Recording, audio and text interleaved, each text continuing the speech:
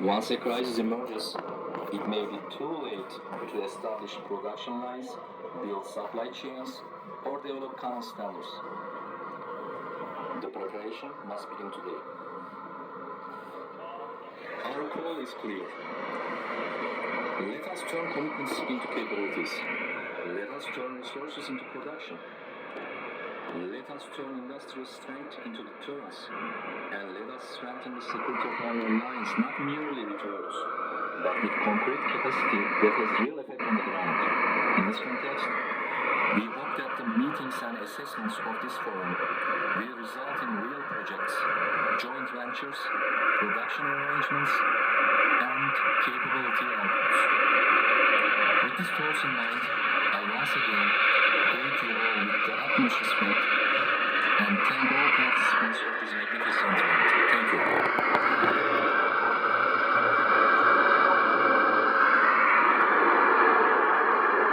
Çok teşekkür ederim. Minister Yaşar Bile, thank you very much indeed for your comments there. Thank you so much. All right, ladies and gentlemen, we continue. Please join me now in giving a very warm welcome to the NATO Secretary General, Mark Rutte. The stage is yours, Secretary General.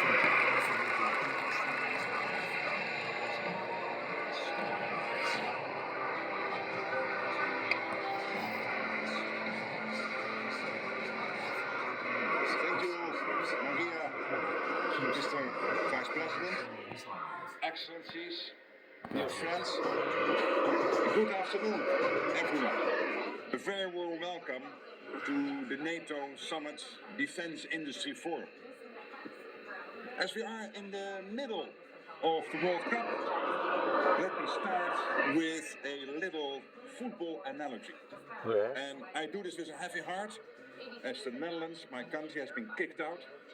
And also Curaçao, which is part of the Kingdom of the Netherlands, has been kicked out of the World Cup. But still, I maintain the football analogy.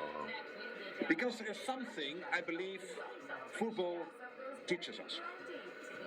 No team wins because of one brilliant player.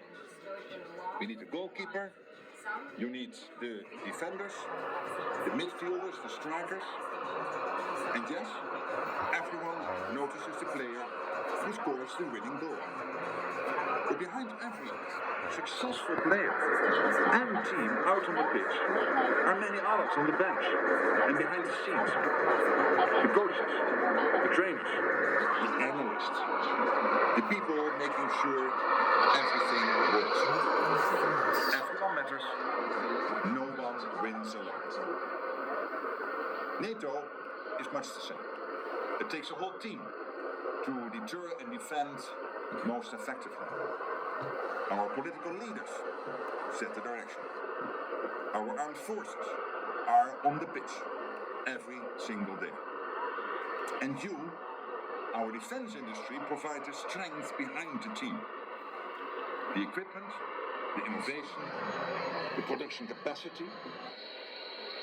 To have power, resilience and endurance, we all need to be fully engaged in the game.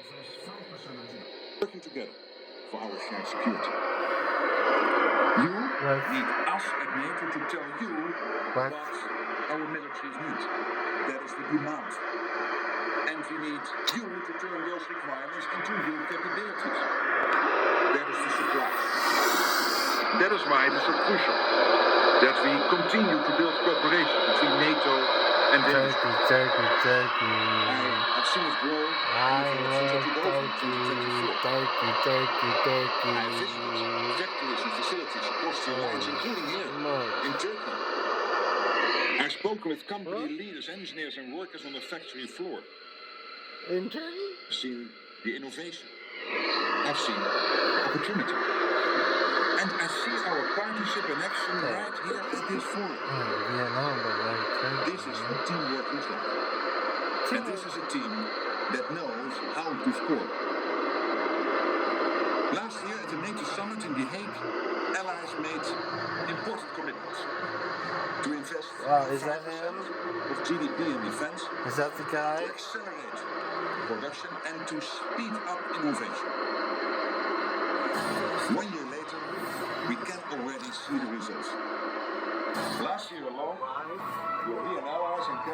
spent nearly 20% more on defense than the year before. On the year before. An extra $139 billion. Like a dang Looking at 2025 and 2026 together, it is an increase again, Qatar and the Europeans, of $258 billion, more than $250 billion. And that's just the additional investment. So basically one thing is clear. The money is there and much more is coming. But this cash must be put to work. It needs to purchase capabilities to actually deter and defend. Wow.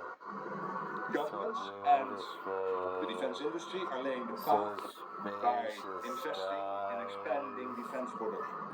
Over the last year alone, we have seen $37 billion invested in just boosting our defense industrial base itself.